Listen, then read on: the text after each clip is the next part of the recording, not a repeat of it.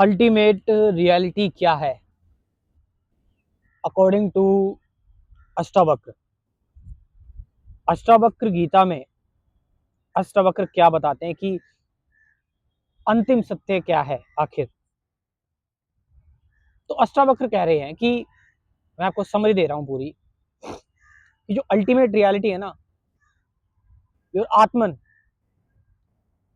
आपकी pure consciousness जो है, तुम्हारा जो एक्चुअल सेल्फ है, ये अल्टीमेट रियलिटी है। और तुम्हारा जो ये एक्चुअल सेल्फ है ना, मतलब क्या, क्या मतलब क्या एक्चुअल सेल्फ क्या, तुम्हारा जो ये एम्प्टीनेस है, जब तुम अपने आप को रियलाइज कर लेते हो कि you are the emptiness, you are the nothingness, you are beyond words, thoughts, minds, body, intellect, everything. और तुम्हारी जो रियलिटी है, तुम्हारा जो रियल नेचर है, which is ultimate reality and everything, हर एक चीज का, वो किसी से आइडेंटिफाई भी नहीं करना है आपको। आप समझ रहे हो, नॉन आइडेंटिफाइड है और हमेशा से फ्री है। जो चीज ऑलरेडी फ्री है, लेकिन वो इज बाइंडिंग इट, कौन इसको बांध रहा है, इसको विचार बांध रहा है, थॉट बांध रहा है इसको, थॉट टाइम क्रिएट करता है। तो अल्टीमेट रियलिटी क्या है, साइंस इस चीज पर पहुंच रही है, बात कर रही है, थ्योरीज है साइंस की। बिग बैंग से पहले कुछ नहीं था, टाइम स्पेस का कुछ पता नहीं था। क्वांटम थ्योरी ये बोलती है कि पहले एक वैक्यूम था, एक क्वांटम वैक्यूम था, मींस नथिंगनेस, सब कुछ सिंगुलैरिटी में था। और आप जब ध्यान करेंगे, मेडिटेशन करेंगे, या फिर आप चीजों को जरा ध्यान से देखेंगे, तो आपको, जब आपकी ऑब्जर्वेशन माइन्यूट होती चली जाएगी, यू विल सी, आप उसके अंदर झांकोगे और जाओगे, तो आपको भी अल्टीमेट रियलिटी यही दिखाई देगी कि आप जब सेल्फ रियलाइजेशन के मार्ग पर जाते हो, आप देखते हो अपने अंदर मचते हुए तूफान को, आप देखते हो कि मैं किस चीज से अफेक्ट हो रहा हूँ, दुनिया क्या है। तो अष्टावक्र गीता कह रही है, it's just a play of consciousness, ये चेतना का बस प्ले है।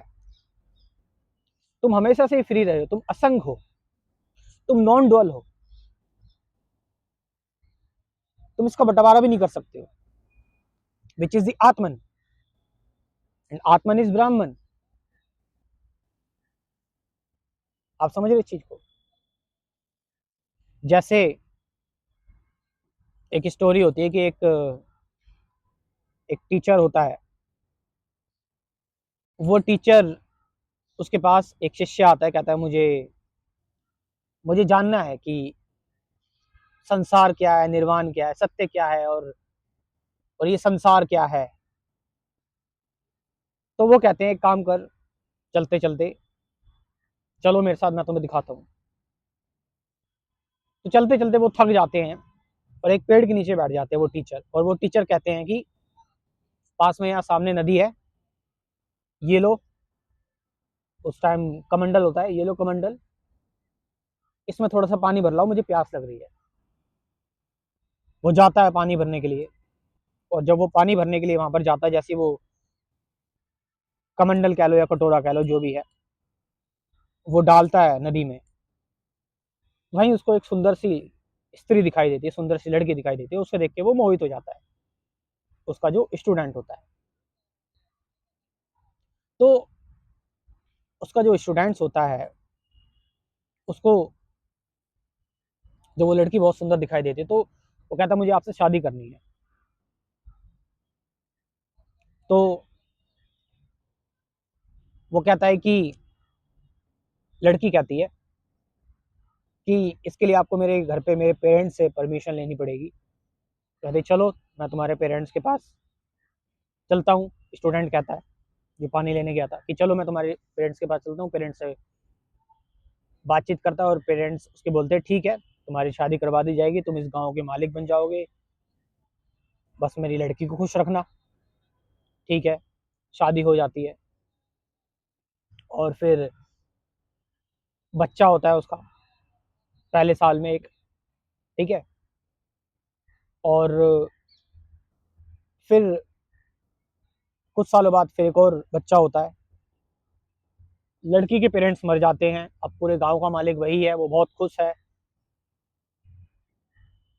और अपनी बीवी के साथ, सुंदर बीवी है, उसके साथ रह रहा है मजे से। एकदम से नदी का पानी बहुत ज्यादा हो जाता है और बाढ़ आ जाती है। वो सभी लोग जाकर चढ़ जाते हैं, माउंटेन पर चढ़ जाते हैं एक जगह पर, पर्वत पर, लेकिन पानी बहुत ज्यादा होता है तो पानी ऊपर तक आ जाता है और उसने अपनी वाइफ का हाथ पकड़ रखा होता है, बच्चों का पकड़ रखा होता है। धीरे धीरे पानी इतना बढ़ जाता है कि उसकी वाइफ बह जाती है, उसके सारे दोनों बच्चे बह जाते हैं, वो अकेला बचता है और वो रोने लगता है कि मैं, ये क्या हो गया मेरे साथ, मेरा सब कुछ उजड़ गया एक बार में ही। और धीरे धीरे पानी फिर नीचे आता है। ठीक है,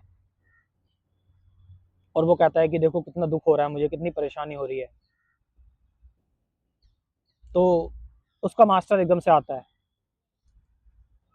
और मास्टर एकदम से आता है,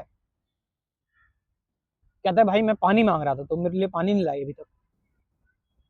कहते हैं मैं क्या करूं, मैं बहुत दुखी हूँ, मैं बहुत परेशान हूँ, मेरे साथ ये हो गया, कहाँ गए मेरे सभी लोग। उसका मास्टर कहता है कुछ नहीं हुआ, कुछ भी नहीं हुआ, ना कुछ हुआ था ना कुछ होगा, तुम्हारा रियल नेचर तुम्हारे पास ही है। जो सब कुछ तुम सोच रहे हो, अभी तो मैंने तुम्हें भेजा है कुछ ही सेकंड पहले पानी लेने के लिए, कुछ ही मिनट पहले, इतनी देर में तुमने इतना सब कुछ सोच लिया।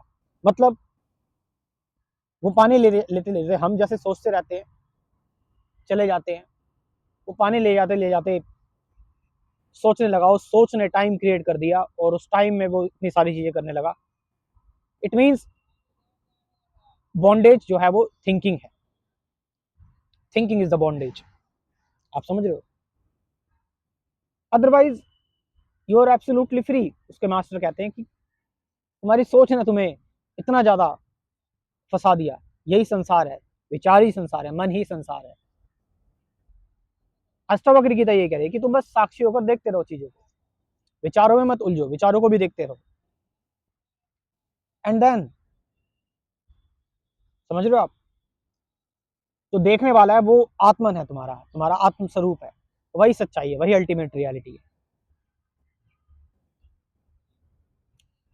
स्पिरिचुअलिटी और मेडिटेशन के क्रैश कोर्स के लिए आप मुझसे कांटेक्ट कर सकते हैं। इस क्रैश कोर्स में कुल 24 वीडियोस हैं और साथ साथ 50 से ज़्यादा गाइडेड मेडिटेशन वीडियोस भी हैं। इस क्रैश कोर्स को एक बार सबको ज्वाइन करना चाहिए ताकि आप डिटेल में सारी चीज़ों को समझ पाएँ, जान पाएँ। तो मैं अपना व्हाट्सअप नंबर बोल रहा हूँ, इस नंबर से आप मुझसे कॉन्टैक्ट कर सकते हैं व्हाट्सअप पर 9773529489, और मैं ये नंबर डिस्क्रिप्शन में भी दे दूँगा। Thank you very much.